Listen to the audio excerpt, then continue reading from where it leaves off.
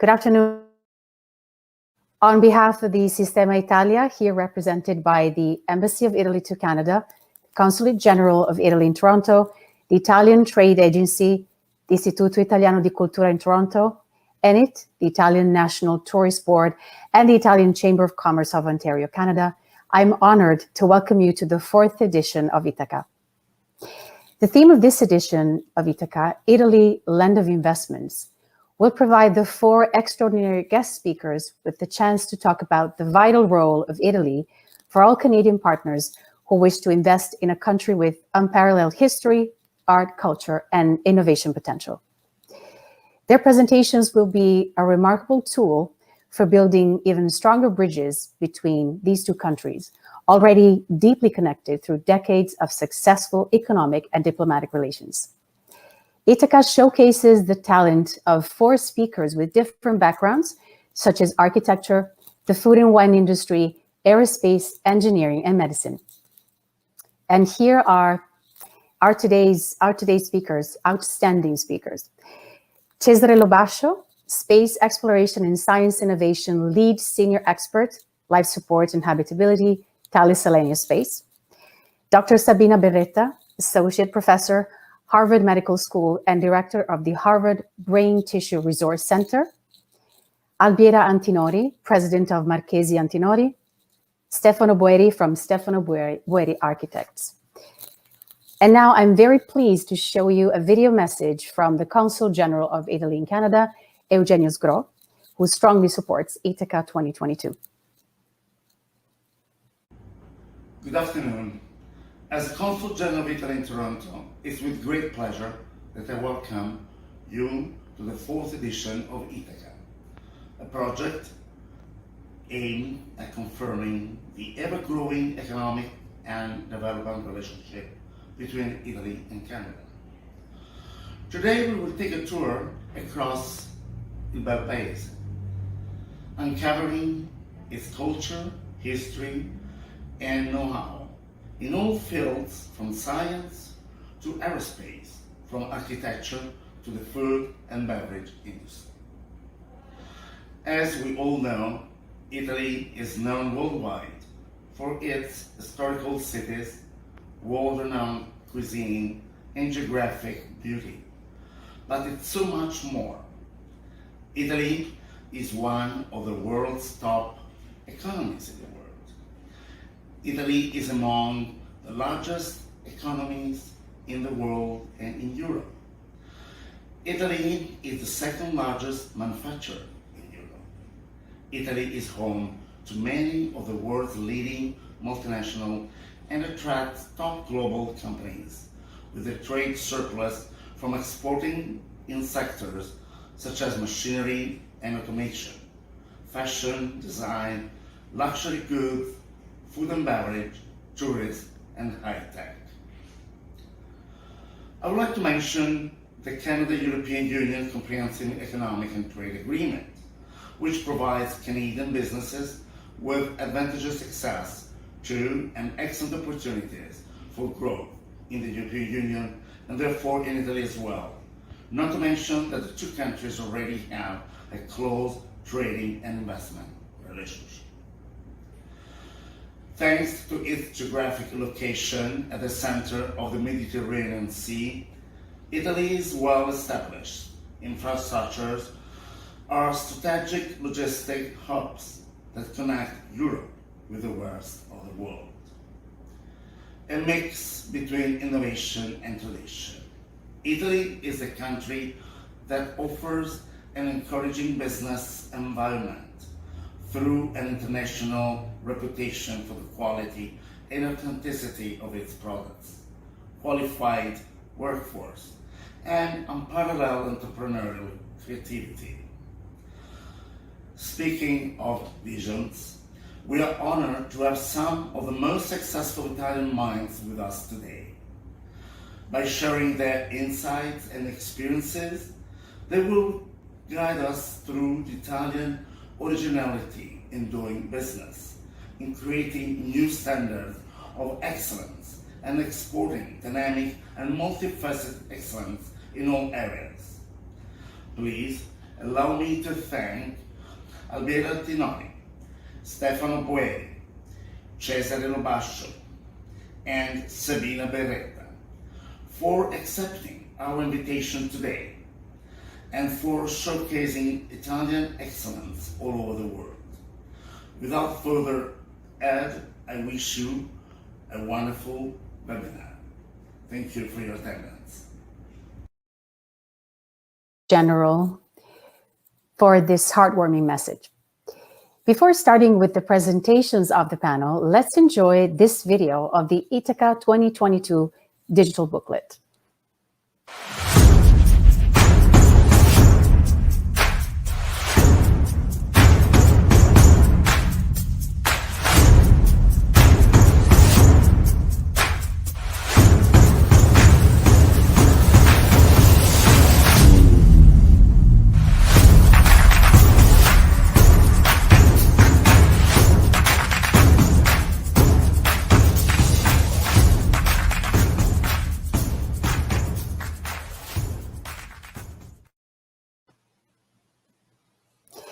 Our first guest speaker is nuclear engineer Cesare Lobascio.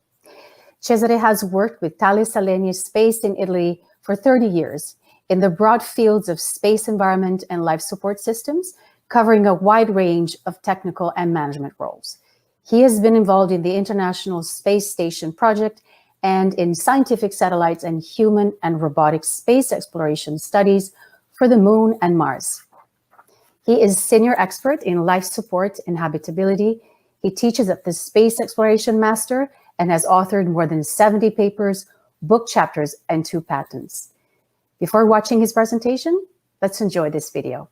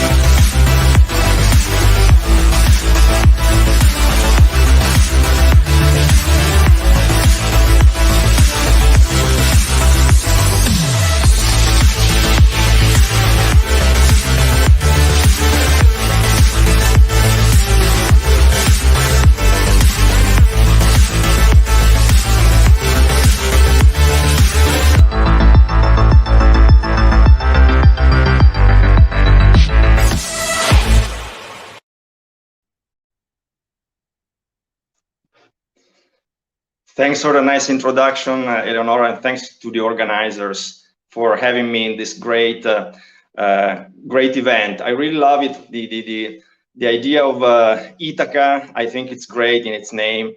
There's the travel, there's the vision. It's really great.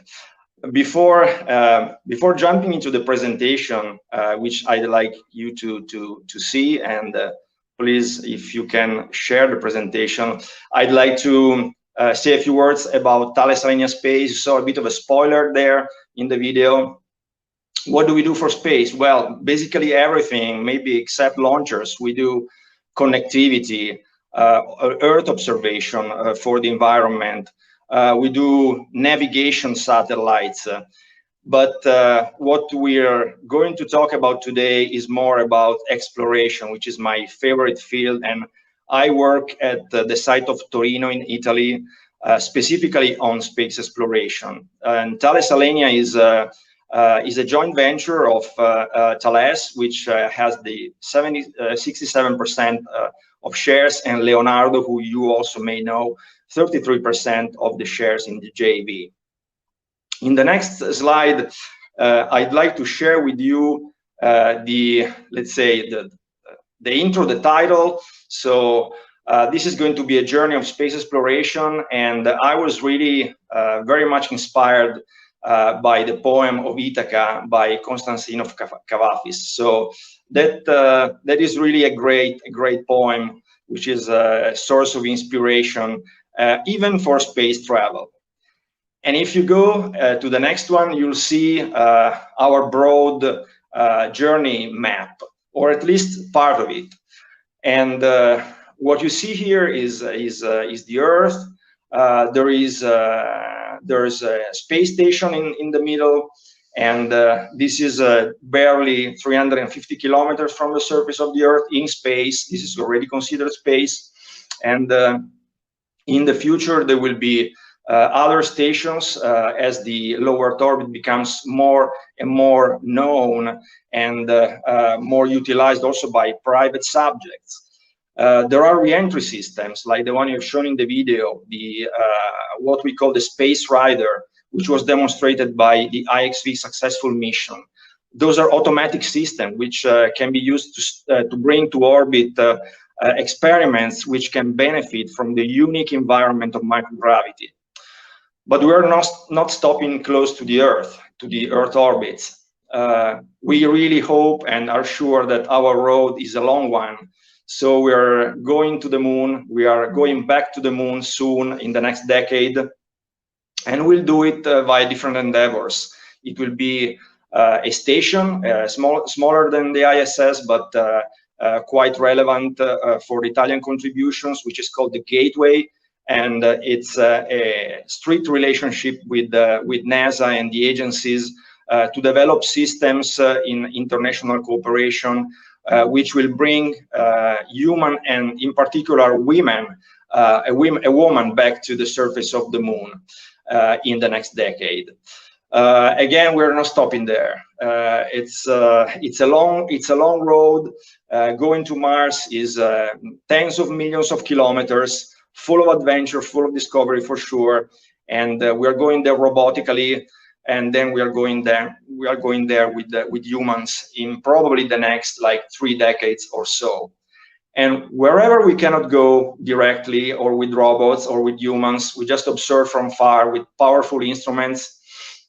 We like to see that we want to study the dark matter, dark energy with powerful telescopes like Euclid, which can indeed observe the far distant universe close to the creation of the universe itself.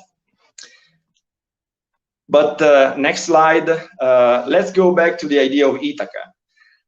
In this incredible picture, you see the International Space Station, and there's Ithaca behind the International Space Station. You indeed see Italy, you don't see Canada, but you do see Ithaca, which is, you know, in the journey of Ulysses is like in Greece. So indeed you see it there. But what do I really mean with Ithaca, as you may know, and you see on the next slide, is that indeed Italy and Canada have an incredible role at the ISS. So if Canada has a leadership in the robotic assistance, and the famous Canadarm, the robotic arm of the ISS is made in Canada by Canadian industry.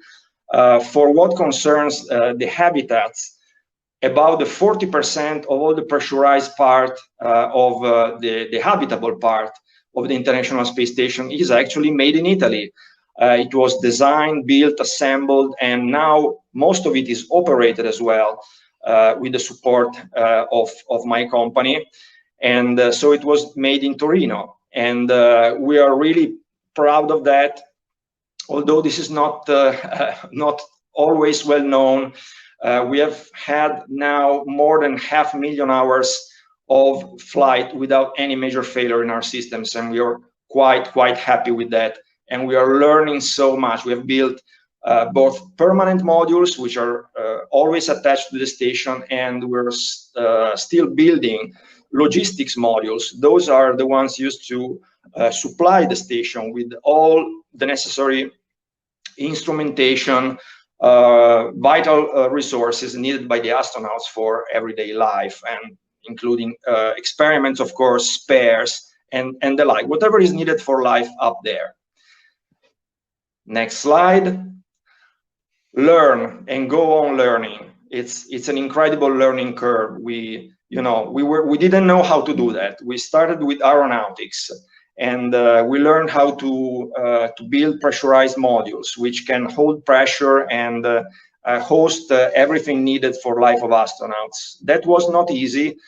What I'm showing here is probably the most complex of our structures, the Node 2, which connects 6 other modules on the International Space Station, and that was by far our most complex system, which is also hosting the crew quarters, exercise equipment, everything needed for life of astronauts.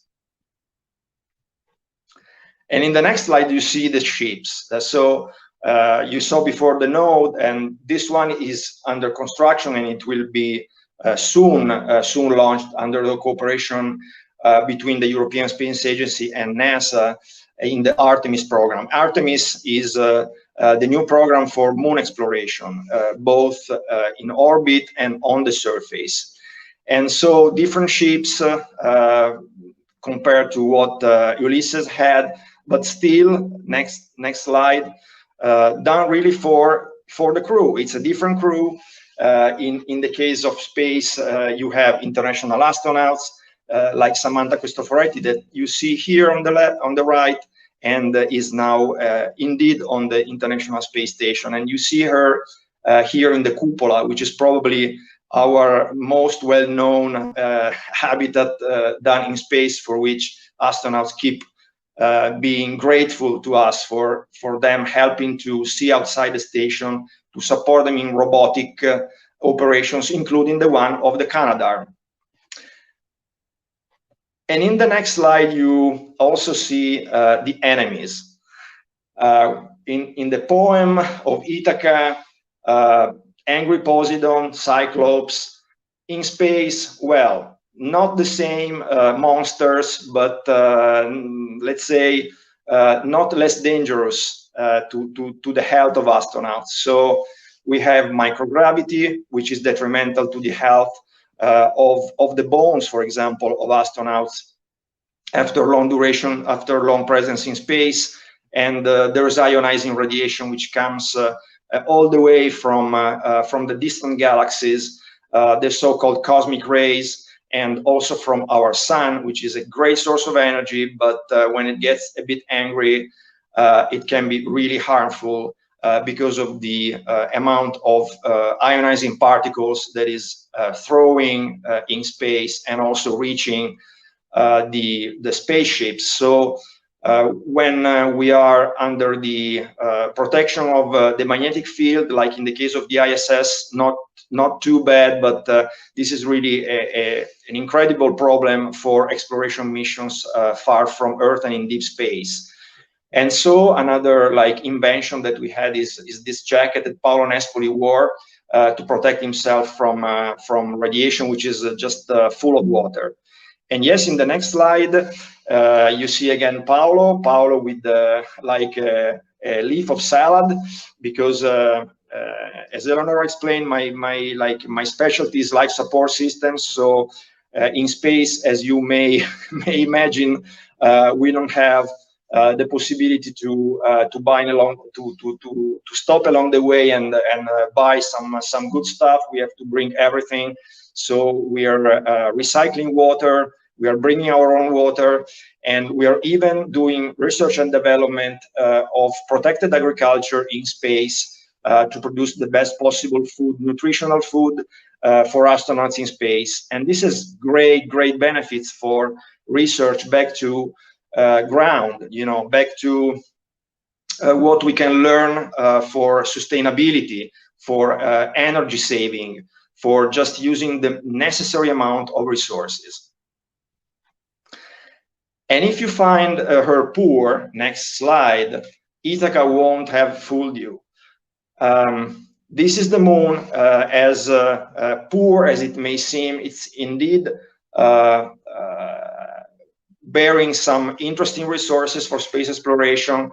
There's oxygen in the rocks, there's water in some areas of the moon. So we are going to be there in the next decade for learning how to do exploration of planets beyond the low Earth orbits, and definitely learning how to live outside the Earth and under reduced gravity, using at the maximum possible extent every available resource. But in particular, we will really make an incredible experience, and we will understand many, many new things just by our programs. And again, Italy will have a key role. This is a project in collaboration with NASA, funded by the Italian Space Agency, which is already started in the design phase to bring habitats on the surface of the moon. And finally, and I'm concluding here, our next step will be Mars. First, robotically with missions like the ExoMars and the Mars Sample Return, an incredible mission that will return samples of Mars all the way back to Earth for study, and then finally with humans.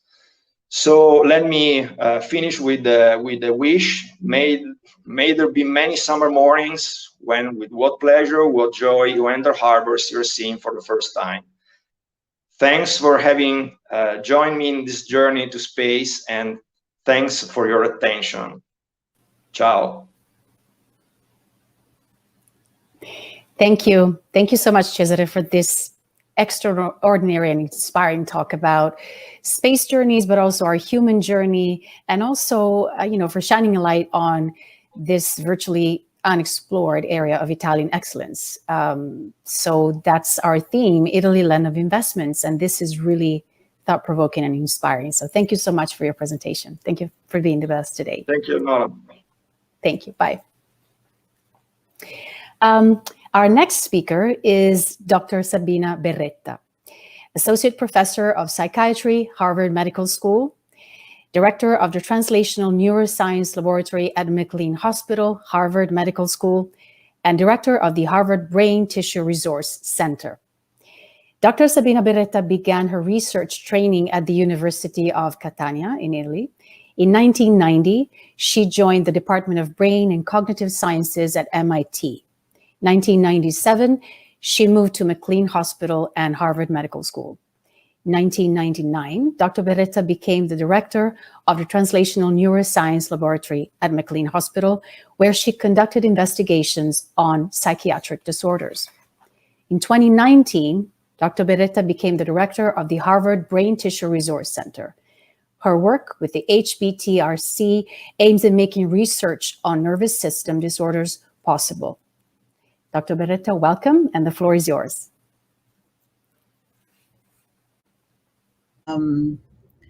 Thank you for your really kind introduction and for inviting me to this really inspiring symposium. I am delighted to be here with you today, although virtually. Our work is focused on the pathophysiology of brain disorder, the severe or at times subtle changes in the brain, underlying symptoms of devastating and sometimes deadly disorders. This is a tall order, and as we know, scientific progress by nature needs to focus on tiny details, so that if you can advance, please, in order to really understand a disorder, we need to focus. Sorry, please go back. One needs to choose a disorder or even a set of symptoms, then figure out which brain regions, which cells, which molecules, much in the same way as diagnosing the health of a beautiful painting. You need to zoom in until you see the fine cracks that might predict its health. So we are lucky enough to be able to afford what one could think of as both a global and a local approach. I will tell you a little bit about what I mean by the local approach as work done in our research lab. But first, I would like to tell you a little bit about what one could consider as the more global one. Please advance, thank you. The Harvard Brain Tissue Resource Center is one of the National Institute of Health brain repositories. It The mission of the Neurobiobank, and therefore of our site, is to make research possible for investigators across the world. To do this, we collect over 200 brain specimens across the United States. Our site only, the other 5 sites do similar work. We distribute samples for over 300 research projects every year. And we are able to collect brain samples from a very broad variety of brain disorders, including neurological, psychiatric disorders, dementias, and rare genetic developmental disorders, as well as brain cancer. The goal of this is to really facilitate and make possible the understanding of what brain changes, what pathophysiology underlines a broad variety of brain disorders. And therefore, the impact is broader than any research lab as a single unit, because our work gets spread across the world and makes several thousands of research projects overall possible in the past and present. Our research laboratory is one of the many laboratories across the world that benefits from the work of the Neurobiobank. And I would like to give you 2 examples of work that we have done over the years, one more well established and one very recent, that focuses in our case on psychiatric disorders and trying to understand what are the brain changes that cause symptoms of specific psychiatric disorders, such as schizophrenia and bipolar disorder. The first example I would like to share takes its foundation in the work of Camillo Golgi, professor of histology and general pathology of the University of Pavia, who in 1906 won the Nobel Prize together with Ramon y Cajal for their work in discovering and shedding light on the fine architecture of the brain. This work was in great part made possible by Camillo Golgi's discovery of a method for silver impregnation that allows to detect the fine architecture of the brain. If you could advance one more, please. Such as these neurons, which are in our cerebellum, in the back part of our brain. And you can see in how exquisite detail they can be detected by the method discovered and named after Golgi as Golgi impregnation. Golgi made another important, yes, please advance, thank you. Another important discovery, which he reported in 1898, these fine, delicate covering that are not part of the brain cells, but cover them as a net-like glove. This finding had its ups and downs in history, got forgotten many times, but was rediscovered in recent years by many investigators, including several investigators in Italy. The next slide, please. They showed out these coverings, these gloves around the neurons, called now perineuronal nets, play a critical role in both adult and developmental plasticity.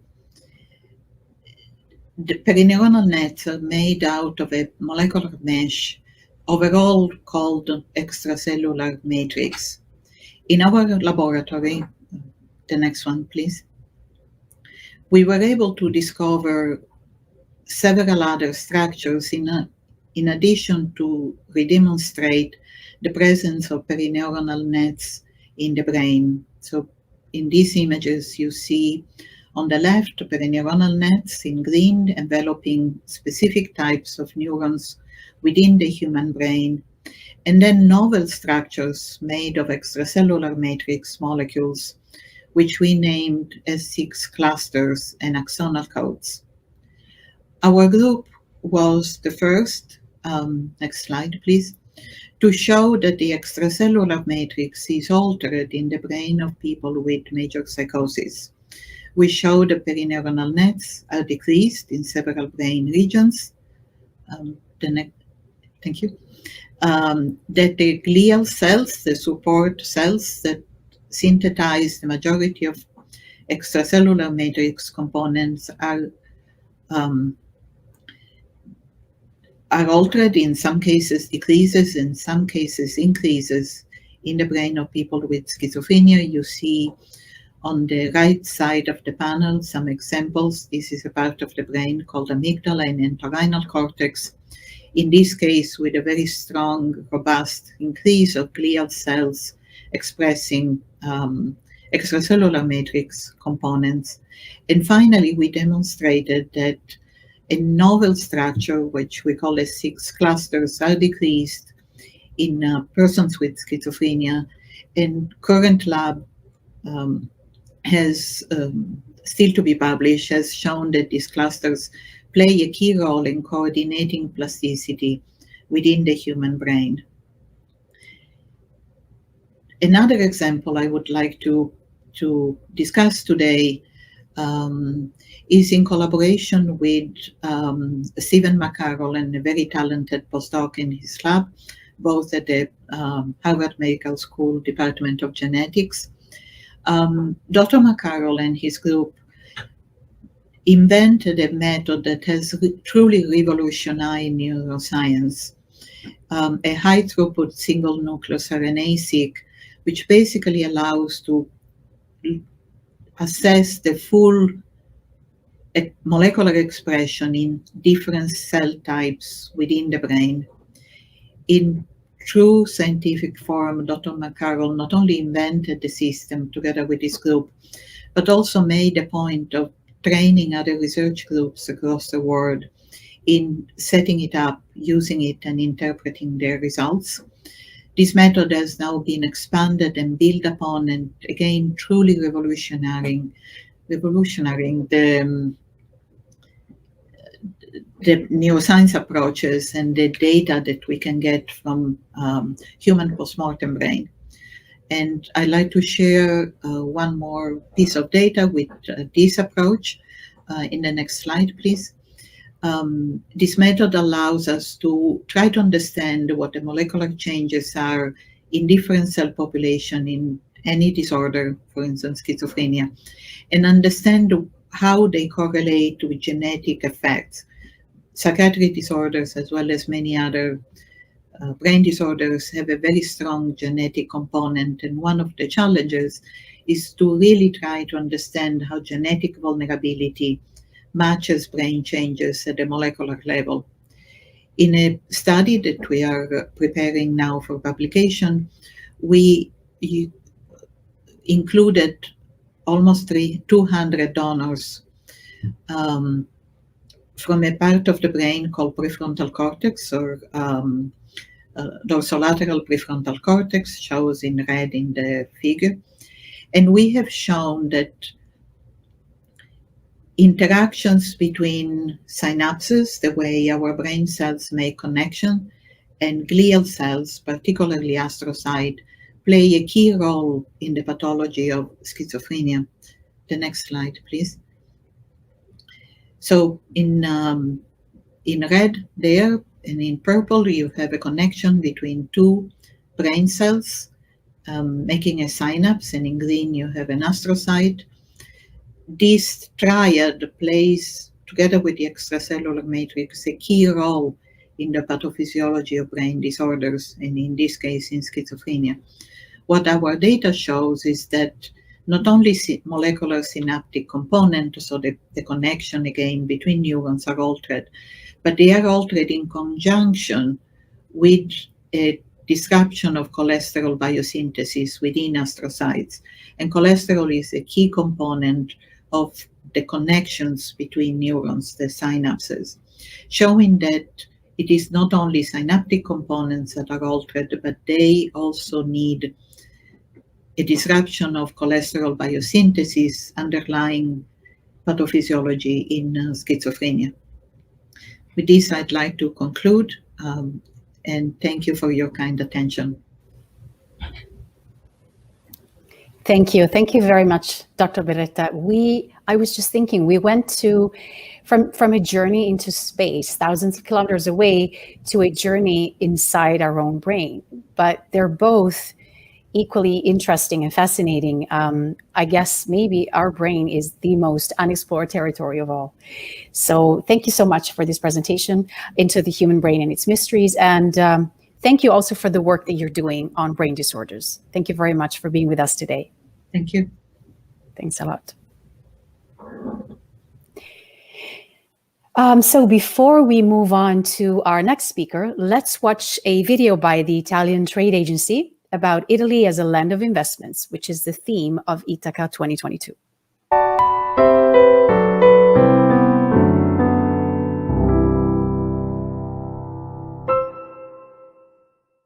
Ithaca's main theme this year is Italy, land of investment. This strongly resonates with us at the Italian Trade Agency, as we are in charge of attracting new investors and facilitating the expansion of existing ones in a variety of ways. The video I'm introducing today is related to machinery, automation, and components, the main sector as far as Canada-Italy trade is concerned. A variety of initiatives and incentives has been put in place to stimulate innovation and growth in this crucial industry where opportunities abound. If you are considering investing in Europe, let's talk. We can help.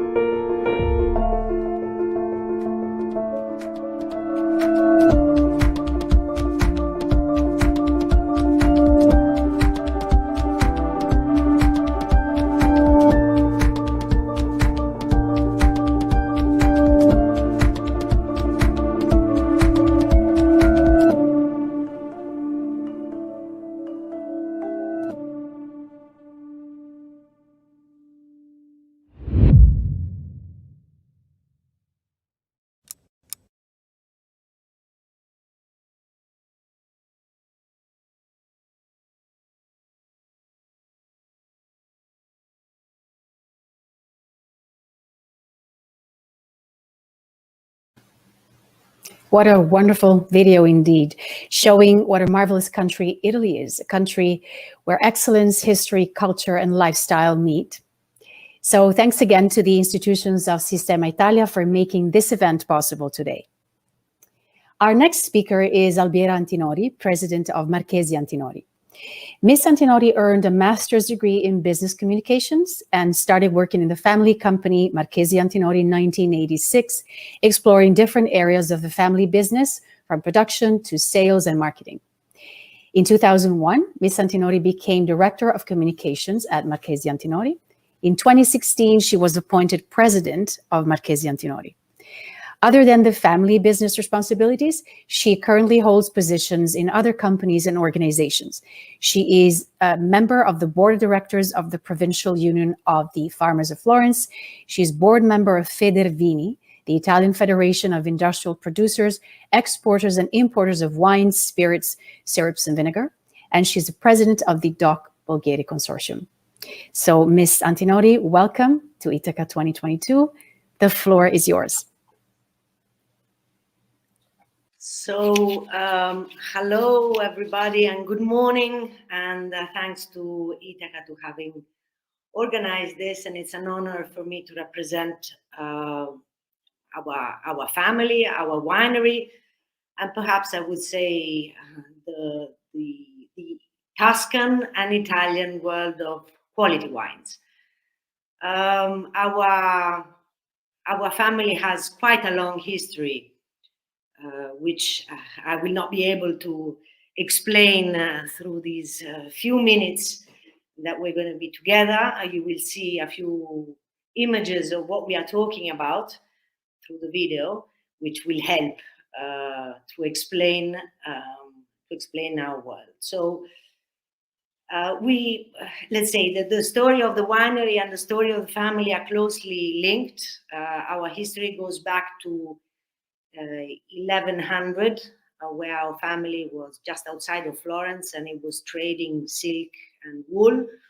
And then in 1200, our family moved into Florence because there was a complicated situation of wars around, and Florence was a safer place and a very good place to make to keep on the trade, which was typical of that time, which was silk and wool and banking. Having gone through these trades, the family became more prominent and started buying estates that were just outside of Florence. And obviously, when we talk about the Chianti Classico hills, we talk about vineyards and olive groves. So since 1385, there's always been a member of my family looking after the wine production and the wine trade. In fact, I today represent number 26 generation, which is a generation, we are three sisters. So at this point, for the first time across all these centuries, the winery is led by women, and it's right in the time, let's say, as finally women do more and more have access to these agricultural positions, which until a few years ago it was a little bit more difficult. So talking about what Antinori is now, Antinori is 100% family-owned winery that owns vineyards mainly in Tuscany, in the most important appellations, ranging from Chianti Classico to Brunello, to Brunello in Montalcino, to Bolgheri. And we have also obviously other vineyards that in the years we have bought more to explore how wines were made in other areas, both of Italy and also of other parts of the world. But our heart is really in the Chianti Classico and in Tuscany. So 100 years ago, and you will see some pictures reminding all the times. Here you see old harvests, how they were done. Today everything is a little bit more organized and perhaps less bucolic. But the real development of a small family business at the end of the 18th century happened in the last 60 years, in which my grandfather and my father really gave a push to the production, both by developing in terms of quality the estates, the traditional estates that we had, both by exploring different kind of areas in Italy and also outside. We went through three major phases. The first one that was at the beginning of the 1970s, in which big work was done in the cellar in terms of microbiological, in terms of working the wine in the cellars. Then we went through a period in which, obviously, to make great wines, you need to have control direct of the vineyards, as you see. So a lot of work was done in the vineyards in terms of planting, of pruning, experimenting, not only the traditional areas, but also others. And this will reveal today also very important because of climate change. I think lots of things are changing in terms of agriculture. We are trying to find, let's say, mitigation in the vineyards of what this new weather that we are facing that is changing, and so we can adapt, having had such a good experience in those years.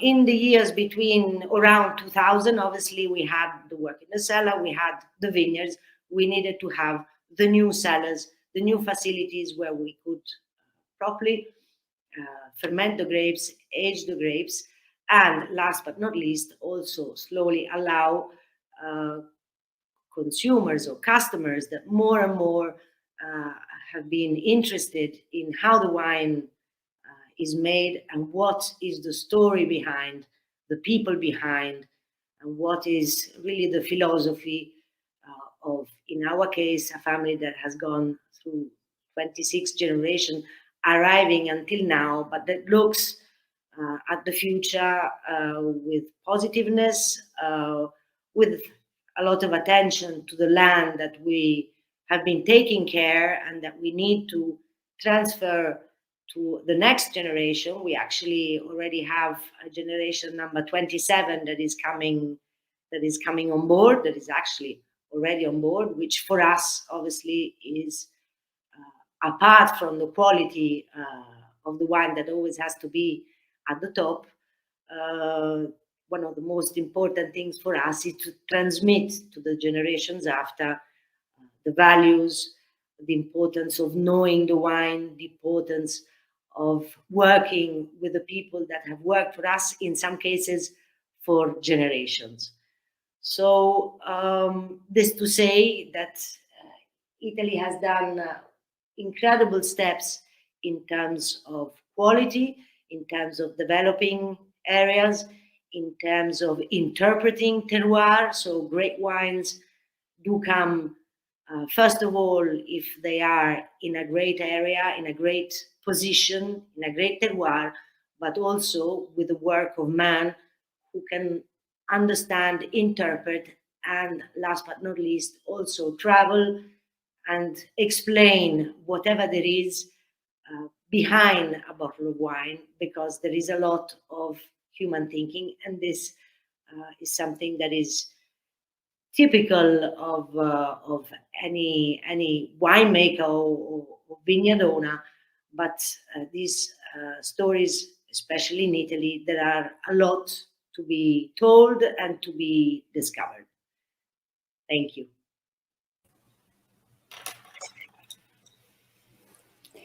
Thank you so much, Albiera, for this presentation. You said there's a lot behind a bottle of wine, and in your case, in the case of your family, there are generations, there's history, there's passion, but there's also entrepreneurship and innovation and openness to the future. So it's a very interesting history. I was watching the video and it transported me into those beautiful vineyards, and you are in Maremma right now. I'm just a little bit jealous, but thank you so much, because wine is not just a product for Italy. It's just, it's the spirit of Italy. It's everything that we are. So thank you so much for this amazing presentation, and thank you for being with us today. Thank you. Thanks a lot. Our next speaker is architect and urban planner Stefano Boeri, founding partner of Stefano Boeri Architetti. A full professor of urban planning at Milan Politecnico, Stefano Boeri has been a guest professor at several universities, including Harvard University's Graduate School of Design, the Strelka Institute in Moscow, and the Berlage Institute in the Netherlands. He has been president of La Triennale di Milano Foundation since 2018. The work of the Stefano Boeri Architetti studio ranges from the production of urban visions in architecture to interior and product design.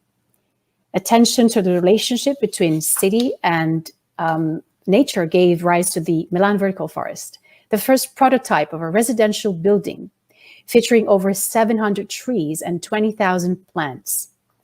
Built in 2014, the Vertical Forest has received numerous international awards, such as the International High Rise Award in 2014 and the Best Tall Building Worldwide, presented by the Council on Tall Buildings and Urban Habitats in 2015. Now, let's watch a presentation and a video message by Stefano Boeri.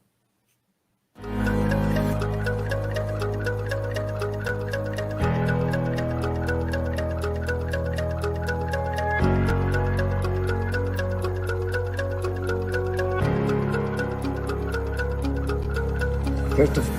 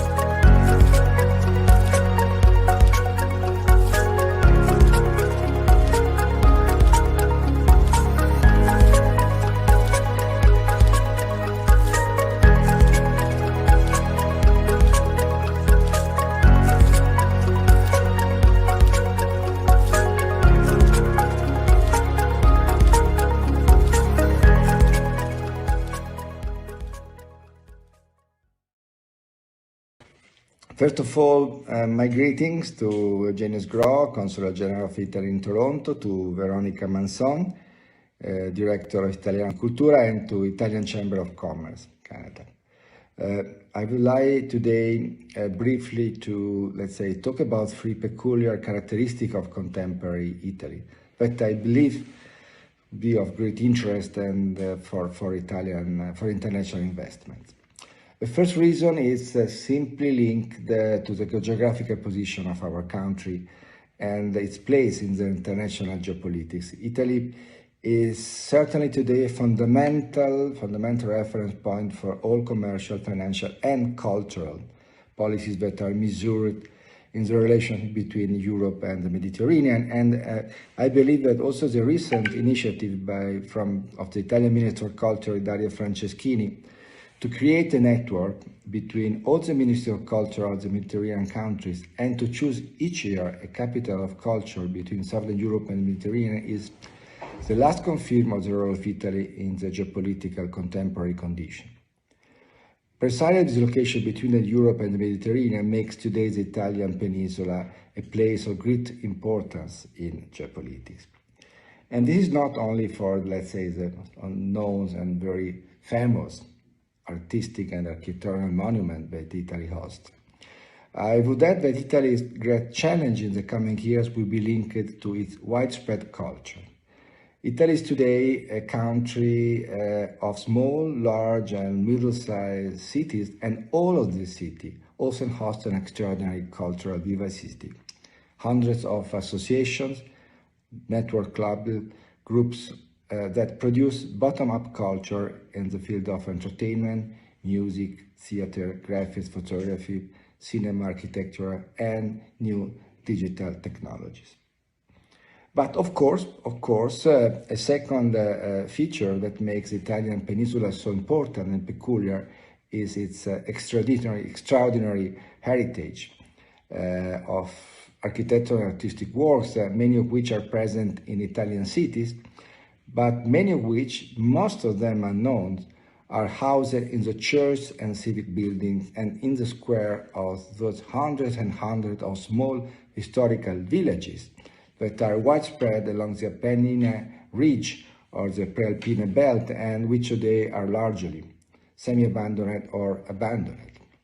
A first safe and important investment in our country is precisely to relaunch, redevelop, and enhance this extraordinary network of historic villages that are often easily accessible from cities, host extraordinary architectural and artistic treasure, and offer a unique quality of life, a life in direct contact with nature, and a life that offer opportunity for research, studying intellectual works, but also new form of investment in agricultural work, linked in particular to the transformation of agricultural products into food. And if I just think to the extraordinary new generation of winemakers that tell us today, we can understand well what I'm, let's say, underlining in terms of international investment. The third reason why it's important to invest in Italy is certainly linked to biodiversity.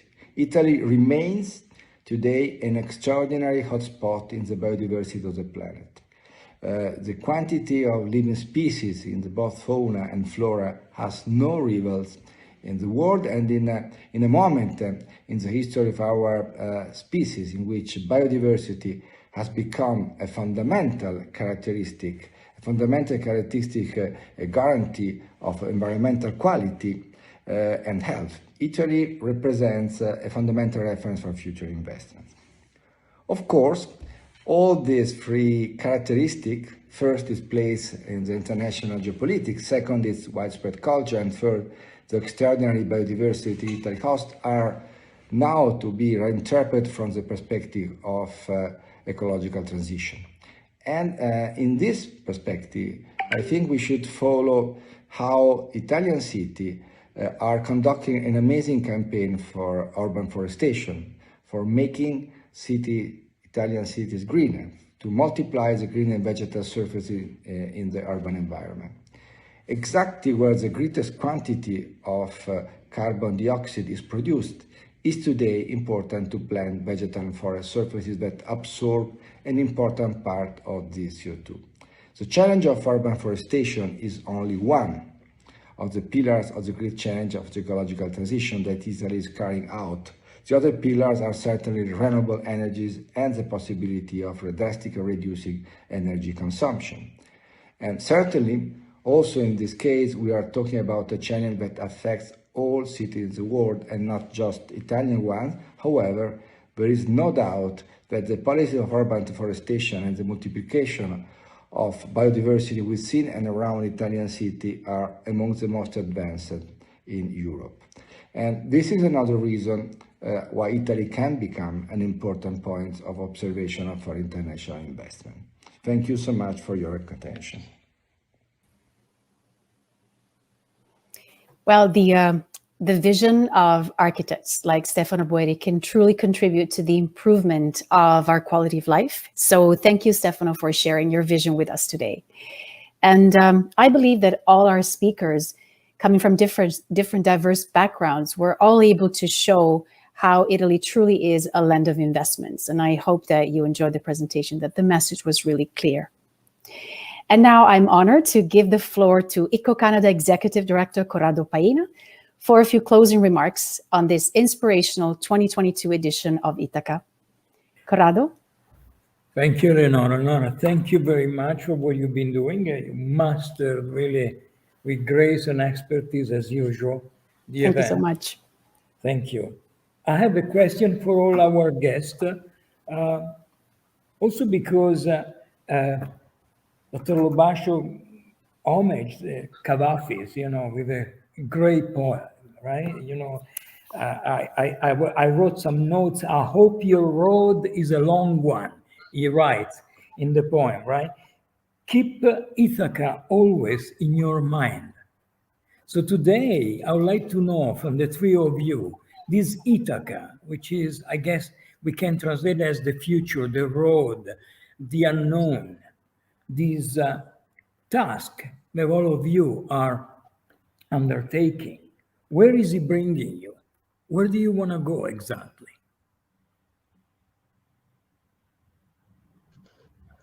Shall I break the ice? Yes. Okay. Well, we have a great collaboration already with Canada.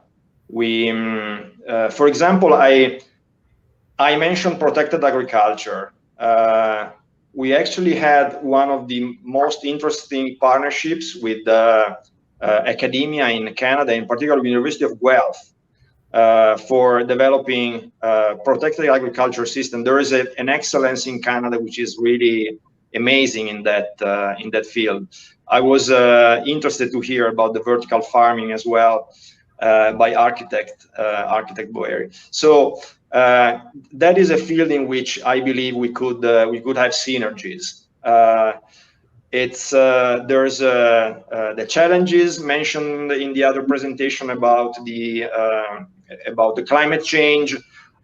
So that is really something that for us it's quite important. We can contribute not only with like satellites for the Earth's observation and for providing, let's say, data for precision agriculture, like just water conservation, but also space is fairly amazing. We had a project of winding space, for example. We have developed together with a private customer. We have developed some specific canes which have been in space and now are showing increased resistance to mildew, for example. So I mean, I think there's just so much innovation that you can have in space, and there's so much innovation that can be done together with everybody, and with Canada in particular. Thank you. Who wants to break the ice again now? Actually, I can keep on breaking the ice. But we want to go. We want to go another 26 generations ahead, doing our job, taking care of our of our land, improving the overall quality of what we do, and possibly show also to other people in the wine and to our customers how important the connection with the land and producing quality is. And then also to keep on traveling, returning to Ithaca to bring our bottle of wine around the world to explain what there is and what Italy is and what the thought behind this wonderful product that is part of our culture. And all of this possibly leaving our land better than what we received it. And this means every small little tassel across the circle of production can be added and has to be thought. Thank you.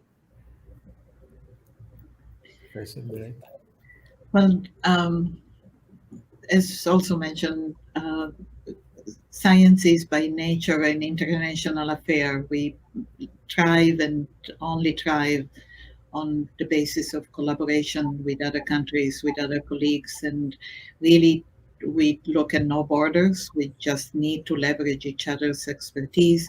So our group, like all others, have several collaborations with researchers in Canada, in different universities. We wouldn't be able to work without such a network. So we only hope to make it expand it and to leverage it even more. But it is definitely something that is more and more and more needed. It used to be that, you know, a lab could work on its own and just kind of read somebody else's paper. That is no longer the case. There is no project that does not involve other laboratories across international borders, and definitely with the excellent neuroscience research being done in several laboratories and universities in Canada. I want to thank all of you and obviously Stefano Boeri, because you really give us an idea of Italy's today, but also the Italy of the future. When we say a land to invest, we might fall into the rhetoric of say, come to Italy, it's a land to invest. But we know that there is a lot to invest today. And Professor Lobascio, you know, brought us to the space as beyond. And Boeri talked about the space as nature and location. And the wine, I saw some beautiful paintings behind you, Macchiaioli probably, because that's the area, you know, and that's another incredible connection. And what can I say about the brain? I mean, I would love to have more brain just to understand what you were saying, because it's so beautiful, really, Professor Beretta. So I really want to thank all of you, because you really gave us an idea of the other Italy, the Italy that many people think to know, but they don't. And you really brought us a step ahead. Thank you very much. I'm sorry, I have to thank all the people now, all the guests. First of all, again, Eleonora Andretta for incredible work. Thank you, Eleonora. And allow me now, I'm going to read some names. Sistema Italia, first of all. What is Sistema Italia? It's a group that includes the Embassy of Italy to Canada, in the figure of the Ambassador Andrea Ferrari, the Consulate General of Italy in Toronto, Consul General Eugenius Gro, the Italian Trade Commission into Canada, Marco Saladini, then the director of the Italian Cultural Institute of Toronto, Veronica Manson. I want to mention also in it the Italian Tourist Government Board and the board and the people of the Italian Chamber of Commerce of Ontario, Canada. And I want to thank the three organizers. Without them, this event would have not taken place. Thank you, Ilaria. Thank you, Mary. Thank you, Monica. Thank you all of you, and hope to see you soon again. Thank you. Have a good evening. Thanks, everybody. Ciao. Bye.